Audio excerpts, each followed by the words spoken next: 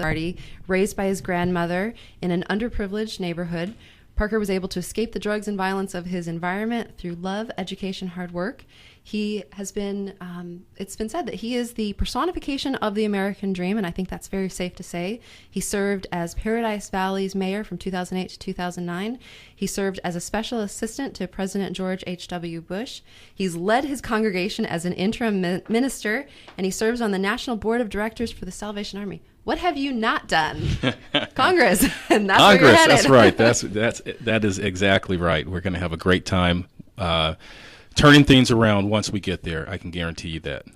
You know, I was scrolling through my news feed on Facebook, and I saw a picture on your page, which I had already liked. I liked it because I like you. Awesome. I liked the page, and I saw you post regarding a local motors facility in Chandler, and that you were there talking to them and getting feedback.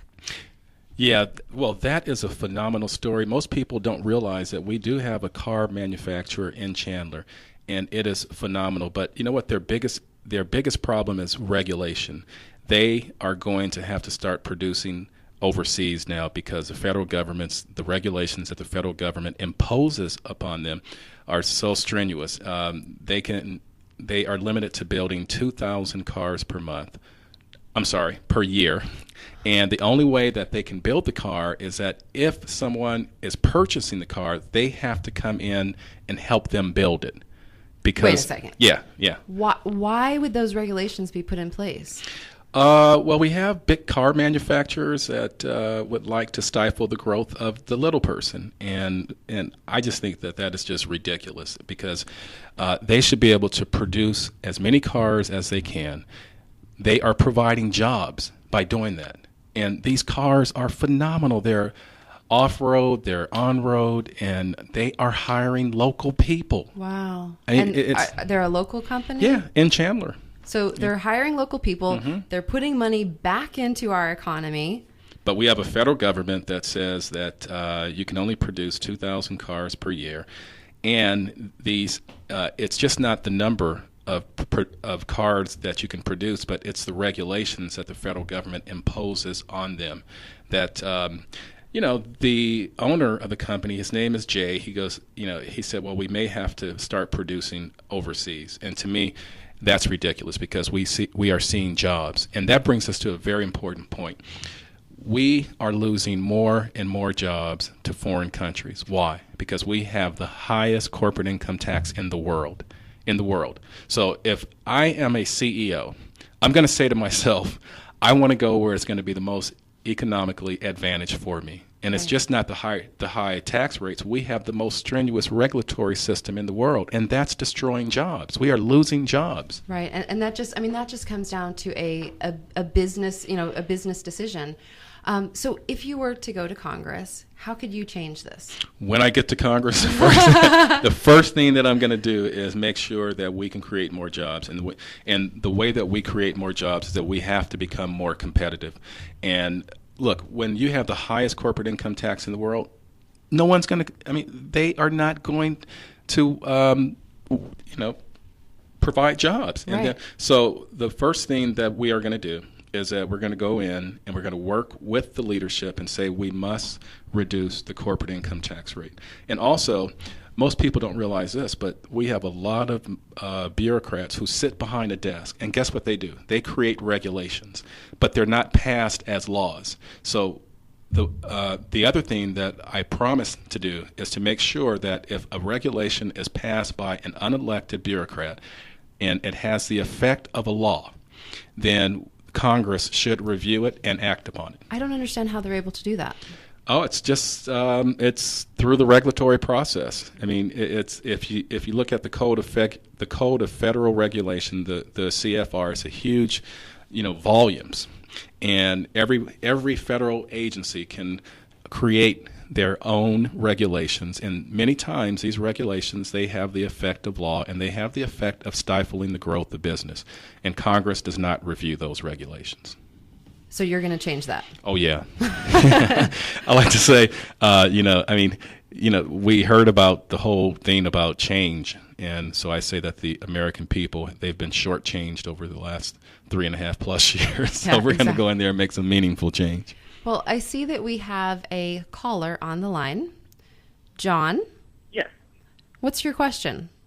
Hi. I live here in Ahwatukee, and I'm pulling up my car as we speak, and you're speaking about cars. But I just wanted to ask a quick question. I know there's a lot of hoopla out there right now. It's a new district, this and that, and people are saying, that you should live in the district to run. I mean, is that going to be an issue for anyone running, or including yourself with it? Absolutely not. Quite frankly, right now I live 2 blocks outside of the district, and there are 10 people in the race when you count the Republicans and the Democrats, and I think 2 or 3 live in the district. But there is no way humanly possible that I would serve a district that I did not live in. So I am selling my house. I'm going to move into the district. 2 blocks away. I should have gotten them to just, draw that line, John, 2 blocks into it. But but to really focus on the question, that would be, I would never do that. I would never live in a district. I would live in the district. I'm sorry. Right. And I have to say, from watching, there are probably politicians that may even live in the district, and they're not active in the district, and they're not actively engaging with the community. And from watching your Facebook page and from seeing you, and I did my research on you. I talked to other people. I'm an informed voter. Mm-hmm. I talked to other people. I Googled you. And what I'm hearing and what I'm seeing is that you are, going door to door, and you are pounding the pavement, and you are talking to people. So, John, thank you so much for the question. Thanks, John. I think the fact that that District 9 is a new district, I'm sure that poses many exciting challenges, and I would love for you to speak a little bit about that. Yeah, the composition of the district, I think it's just phenomenal. It's roughly 32 or 33% Republican and roughly 31% Democrat, and the rest independents. And so I think that the person who represents this district will have to be someone who can reach out to all people. And, you talked about my background, and my background is very well suited. My grandmother, she did raise me. She couldn't read, she couldn't write. And I'll never forget this one story. I was accepted into Georgetown University's law school, okay? And so I got the letter, and I was almost in tears because I said, I can't afford this. So my grandmother, at the age of 75, started cleaning houses to help get me through. And I'll never forget going to the airport and seeing about 30 people standing in the jetway in tears, and so I remember turning around and saying, gosh, all these people are putting all their hopes and dreams in me, because I was the first person to graduate from college, and then I was going to become a lawyer. And I look at that today, and I think this district reflects working class people who want to see something better, and better for their families and better for their children. And that's what really drives me, because I have an 18-year-old son now, and he's off to college next week, and this is not the same country that I grew up in. It's interesting. Congress doesn't have high approval ratings with the American people. So I had to say to myself, why? I mean, you're a great guy. Why do you want to go there? Well, see, that's the question that I get all the time. People say, why do you want to run for Congress? And it's because we have elected people.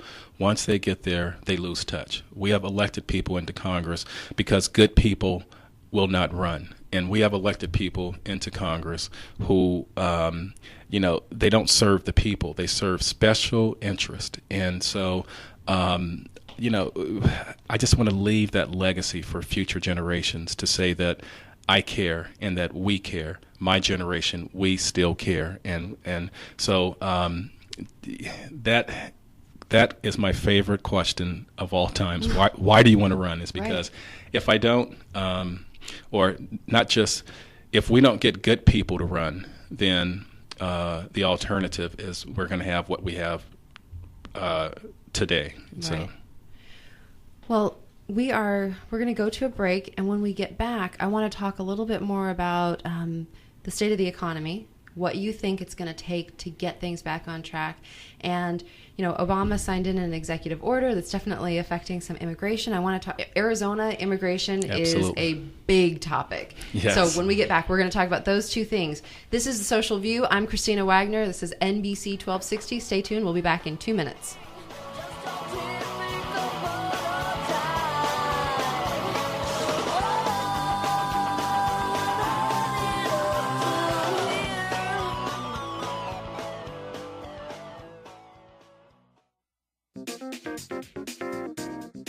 A National Business Incubation Association study found that a startling 87% of business incubator graduates are still in the business 5 years later. Want to have that same expectation of success for your startup or early stage business? CEI, the Center for Entrepreneurial Innovation, is a community-based business incubator at Gateway Community College. CEI provides business incubators